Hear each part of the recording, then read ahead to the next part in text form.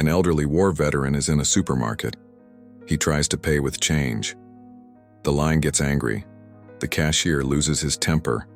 Someone in line says, "If you can't pay, get out."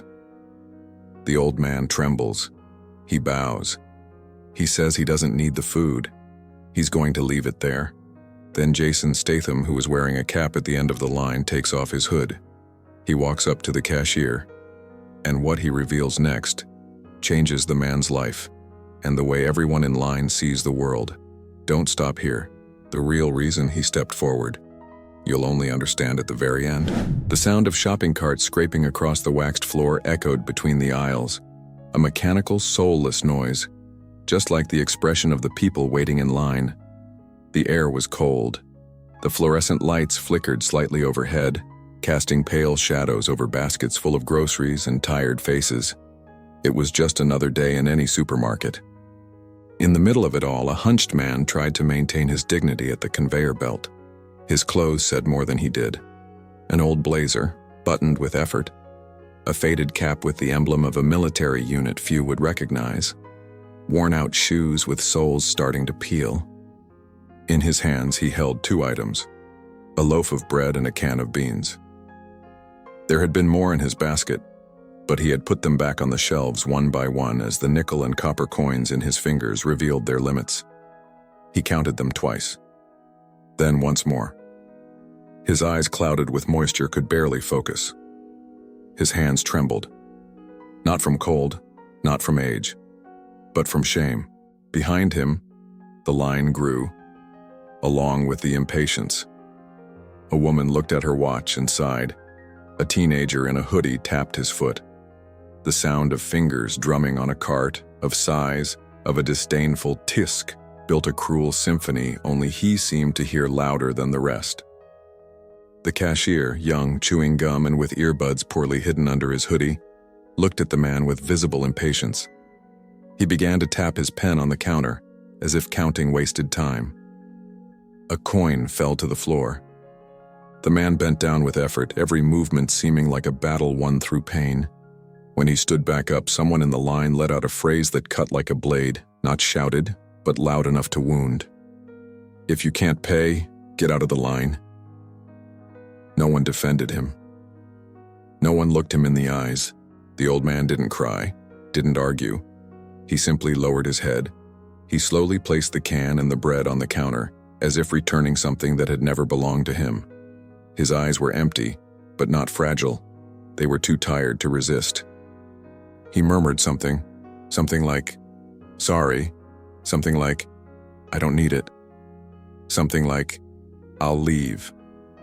The words died in the air before fully forming, and he turned, ready to leave it all behind. The food, the dignity, the hope, but then a stir in the line.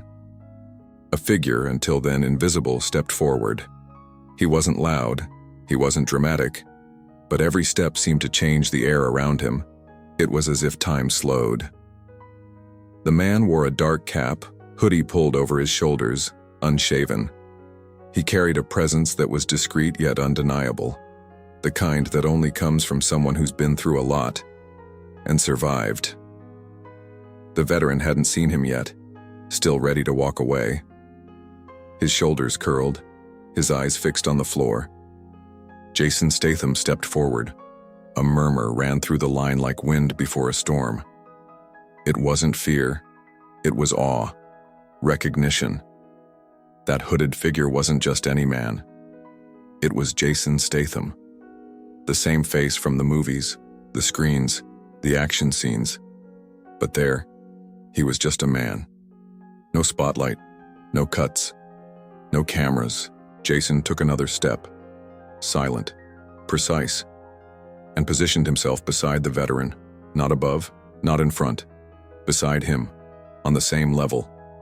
The line stopped breathing, all eyes fixed on him. The old man hadn't noticed yet, still on his way out, shoulders hunched, eyes downcast. Jason looked at him for a long moment, then at the counter. He reached into his pocket and pulled out a crumpled bill, placed it next to the can and the bread, as if returning the dignity someone had tried to steal. The cashier froze. No one said a word, but something in Jason's eyes spoke louder than any speech. It was empathy. It was respect. It was shared pain, as if he had seen more than a man trying to buy food, as if he had seen a brother in arms. The veteran's eyes finally lifted, met Jason's, and in that moment, everything went quiet. The world stopped turning for a second that felt eternal. Jason lowered his hood, slowly removed his cap, revealing not just the famous face but the gaze of someone who also had stories buried beneath the skin. The veteran staggered as he recognized him. But before he could say anything, Jason touched his shoulder and revealed something no one in that line would ever forget. For a moment, the world was just the eyes of that old man and Jason's eyes. There were no carts, no price tags, no impatient voices. There was only the weight of two lives that had crossed paths in ways no one else could understand. The veteran hesitated.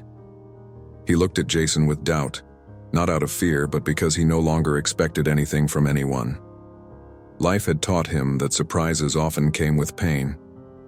Jason stepped in closer, respectfully, almost as if asking the silence for permission to occupy that space. His gaze wasn't one of pity. It was recognition, the kind of recognition that comes from someone who carries invisible scars. The old man instinctively recoiled, but something about Jason made him pause. Perhaps it was the way he slightly bent down, not as a dramatic gesture, but as someone determined to look into the eyes of a man the world insisted on overlooking. Jason was known for facing giants on screen, but here he was confronting something much deeper: oblivion. There was something hanging from the pocket of the old man's coat, a small piece of blue and white ribbon, faded, frayed by the decades. No one else had noticed it, but Jason did. It was part of a medal, not plastic, not decorative, real. Like the stories it held, the veteran saw Jason looking at it. Automatically, he tried to hide it, pressing the pocket with his hand, not out of arrogance, but because he was used to living with his accomplishments in silence. The medal was just a reminder of a time when he still believed the world would know how to honor them. Jason didn't say a word. He simply reached into the inside pocket of his jacket and pulled out a small object. It was an old silver coin, tarnished by time. It carried military symbols, but wasn't valuable in money. It was memory forged in metal. Jason held it for a few seconds as if absorbing strength from it. Then, without ceremony, he extended the coin to the veteran. Not as payment, but as if saying, "I know what you've lived. I carry it too." The old man looked at the coin. His fingers hesitated. When he finally touched it, he closed his hand tightly around it, like someone holding an anchor. His eyes filled with moisture, but no tear fell. The silence between them was more eloquent than any speech. Their eyes said more than 1,000 words ever could. The cashier, once impatient, now seemed to shrink behind the register, nearly invisible. The others in line didn't know where to place their hands, their eyes, their guilt. Jason then did something even more unexpected. He turned to the side and pulled out a folded piece of paper from his pocket. It was aged, the folds worn deep with time. A letter. The veteran looked on, confused. Jason carefully handed him the paper, like returning something time had taken away. The old man's eyes fell on the letter and instantly froze. He recognized the handwriting before reading a single word. It was from his son. His hand trembled. His fingers closed around the letter like it was the last flame of life. He didn't open it. Not yet. He didn't need to. Just seeing that envelope, he knew something inside him was about to either break or be made whole. Jason bowed his head, took a deep breath. That letter was a debt, one he had carried for years, a promise he had only now found the courage to fulfill. He had served with the veteran's son years ago, not as a movie star, but as a rookie, a nobody. That man, the son, had saved him and had left Jason with a final mission: deliver that letter to his father. Jason never had the courage, until today. The veteran dropped to his knees, not from weakness but from the weight of that moment. His hands gripped the letter as if it were the breath of his son. Around them, silent tears fell. The supermarket was no longer a place of consumption. It had become an altar of memory. Jason knelt beside him, not as an actor, not as a hero, but as a son who had also lost someone. And then he placed his hand on the old man's shoulder. The veteran tried to refuse the gesture with a subtle motion, but Jason, eyes glistening and voice trembling, revealed something he had carried since the war, something that would help that man understand that he was no longer alone. He held the envelope like one holds a life.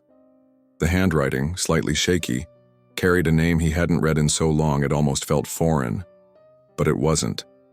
It was as familiar as a forgotten prayer, reborn in the echo of an old pain. The letter was dated. It had been written on the eve of the mission that would take him forever. The old man knew exactly which one. The same date as the phone call he never forgot. The call that made him the widower of a son. Jason remained kneeling beside him, eyes lowered to the ground. His chest rose and fell slowly as if holding his heart in place with effort. That letter carried more than words. It carried redemption. It carried truth. And it wasn't just for the father. It was also for him. The letter began with gratitude.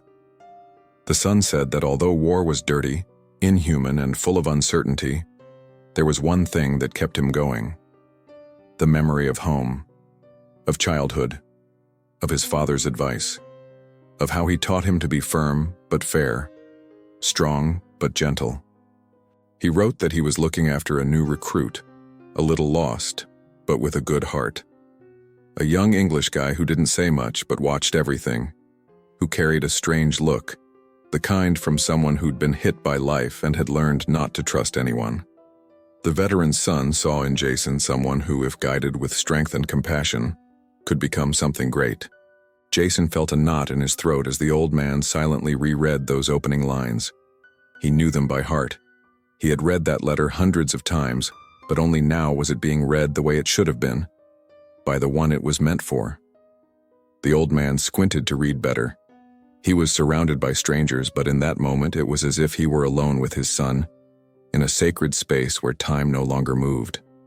The letter went on to say that if anything happened, he didn't want his father to cry. He wanted him to know he had done the right thing, that he had fought with honor, that he had died protecting someone he believed deserved to live. And then came the sentence that had destroyed Jason every time he read it. If I don't come back and this kid makes it, then it was worth it. The old man stopped reading. His hands trembled. A tear fell silently onto the paper, but he didn't wipe it away. He let the tear touch his son's handwriting, as if sealing a connection with something he thought he'd lost forever. Jason could no longer stay on his knees. He slowly stood as if carrying an ancestral weight on his shoulders. He looked around and saw faces that no longer looked at him as a celebrity. They saw a man who knew fear, guilt, and faith. The letter was still there in the old man's hands. He brought it to his chest with force. Jason watched and took a deep breath, as if releasing a burden from his soul. He then spoke. Not with words, but with his body, his posture, the gesture of touching his chest, the same place where the son had been hit, the same place where pain had lived ever since. The old man looked at him with a mix of sadness and relief, and in that look, Jason understood. Forgiveness was there, unspoken, unasked for. It was mutual. At the back of the store, a young employee tried to hide his tears. A child clung to her mother. The entire line stood in absolute silence, paralyzed by what they were witnessing. It wasn't a show. It was redemption. The old man took a step. He stumbled. Jason grabbed his arm firmly, not to command, but to support, as the son would have, as he himself had long wished he had done. Jason then reached into his pocket and pulled something out. Not the coin this time. A small golden pin with the initials of the unit they had served in. He had kept it hidden, sewn inside his jacket close to his heart. Carefully, he opened the lapel of the old man's blazer and pinned the badge to his chest.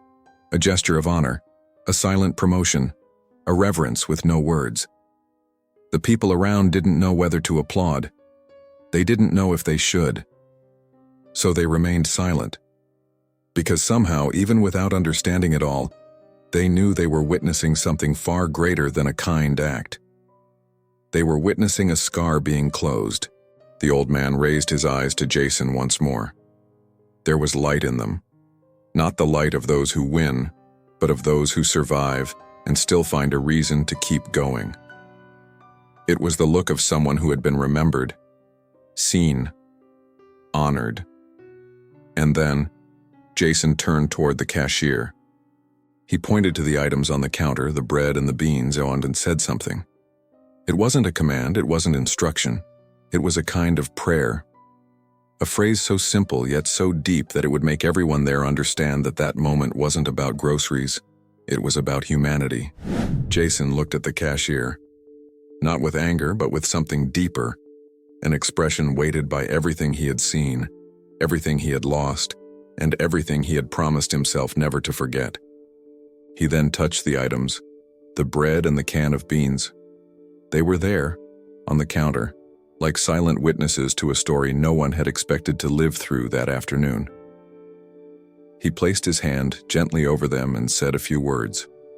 No one heard exactly what he said, but the way he said them turned the gesture into a prayer. The cashier simply nodded. The register was still open, but there was no more transaction. What was happening there didn't fit into barcodes. Jason took the bag and placed it in the veteran's hands. The old man held it with difficulty. But now it didn't just carry food. It carried respect, dignity, and something no money in the world could buy. The symbolic weight of being remembered. The old man tried to hold back his tears but failed. There was no way to contain something that had been overflowing for decades. And Jason knew it, because he carried that silence too. The same silence war imposes on those who return. The silence that screams from within. In his youth, Jason fought to forget. Training taught him how to move forward. But no one explained how to come back. The body returns, the steps adjust, but the soul stays somewhere between muffled screams and endless nights. After the mission where the veteran's son died, Jason never came back whole. Never again. He traded the uniform for costumes, orders for scripts, gunfire for applause, but the echo of war remained. Inside, silent, ruthless. He remembered the blood, the dust, the chaos. The moment he was pulled behind a wall of concrete, and how he saw, through the smoke, the man who saved him fall. His face covered in dirt, his eyes still open, as if searching for something that wouldn't come. Jason screamed, called for help, but the sounds of war are hungry. They devour anything that tries to feel human. And so silence settled in. The kind of silence that doesn't ask permission.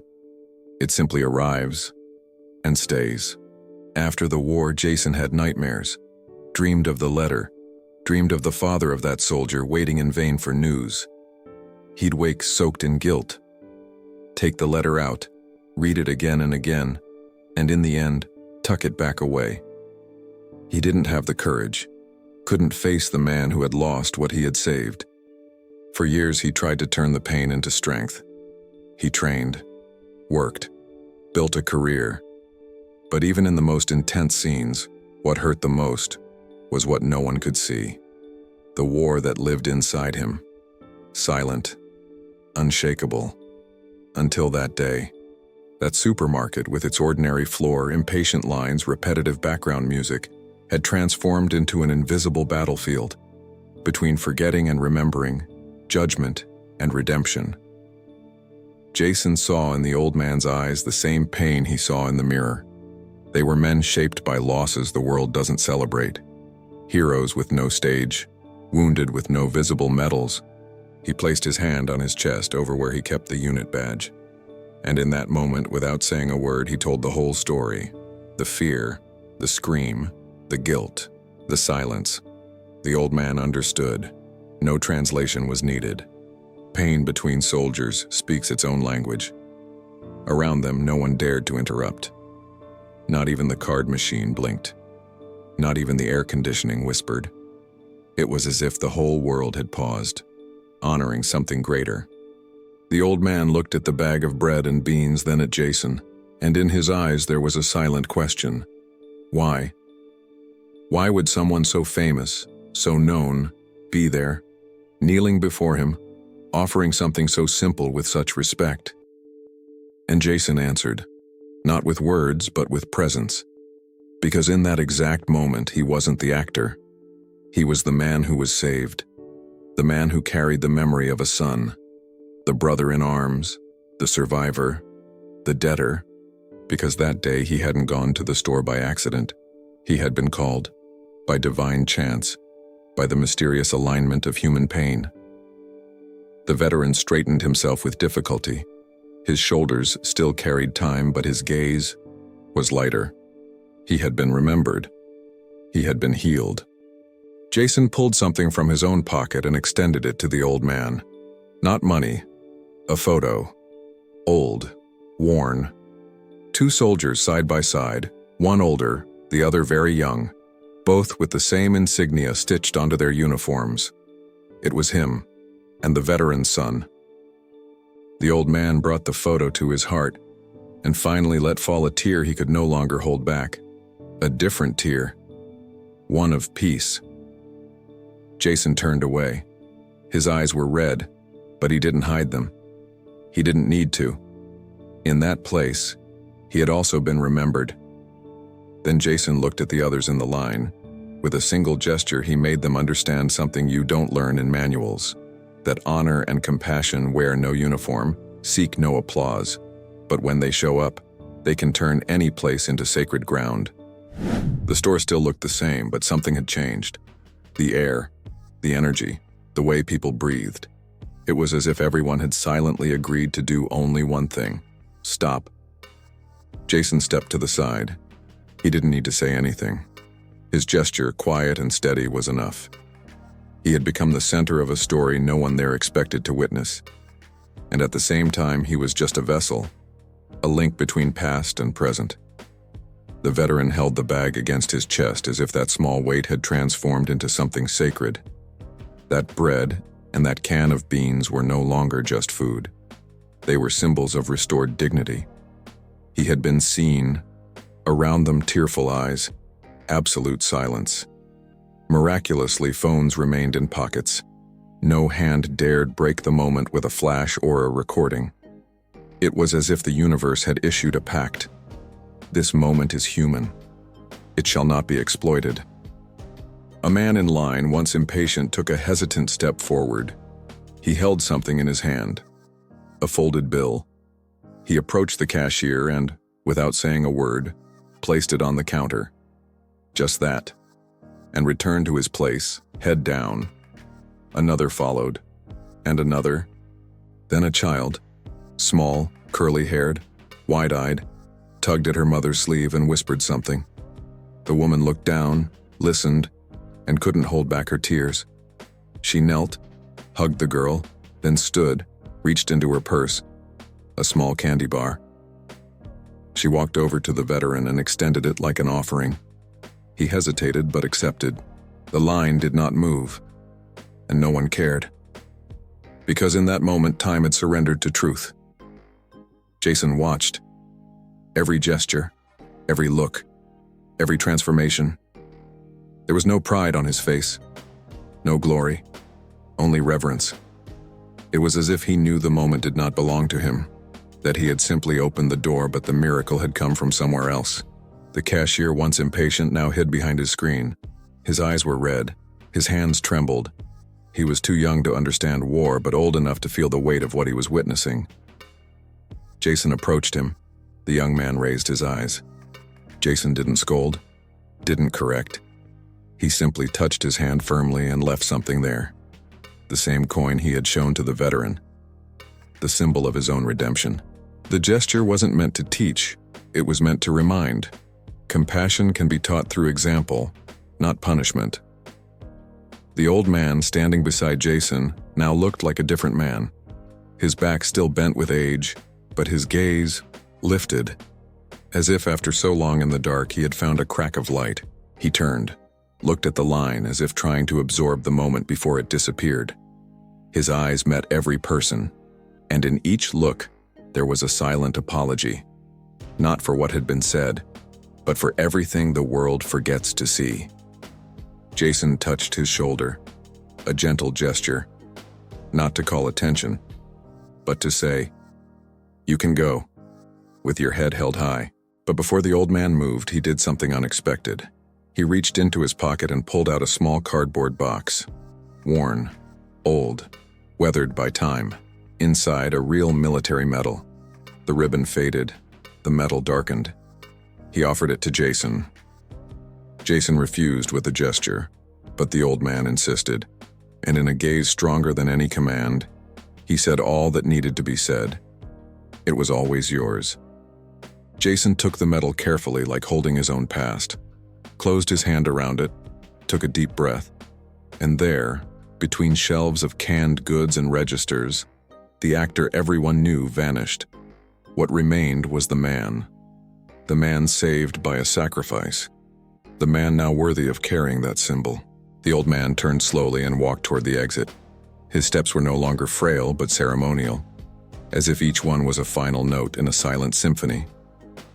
Jason walked with him, side by side. Neither of them spoke, neither needed to. The line parted, like a silent procession for two soldiers returning from a private war. And just before they passed through the automatic doors, Jason stopped, looked back. His eyes scanned the entire supermarket, every person, every face. Then he said something.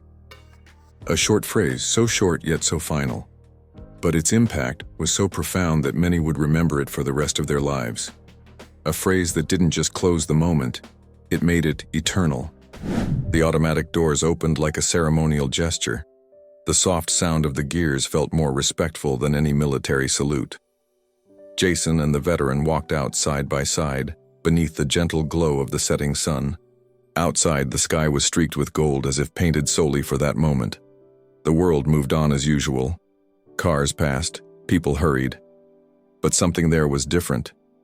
In that instant, they weren't just leaving a grocery store. They were walking away from a place where life had been too real to be ignored. The veteran stopped beside the trash can, not to throw anything away, but to breathe. For the first time in many years, he was breathing like a whole man, even while carrying losses that wouldn't return, pain that wouldn't heal. Jason stood beside him, staring at the sky. The medal was still in his hand. Its golden reflection seemed to pulse, as if, for the first time, it truly belonged to someone who understood it completely. The old man looked at the medal again, then at Jason. His eyes said, "You earned it the day you survived, but also, you only understood why today." Jason slipped the medal into his pocket, not with pride, with reverence. They turned toward each other and stood silently. A meeting of souls, a recognition between two men who, somewhere in the past, had been bound by an act of courage, and now, by a gesture of redemption. Inside the store, the line still hadn't moved. No one dared step forward. People stood near the windows watching, silent. Small smiles, blurred by quiet tears. The kind of emotion that doesn't need applause, only presence. Jason took a deep breath, then spoke.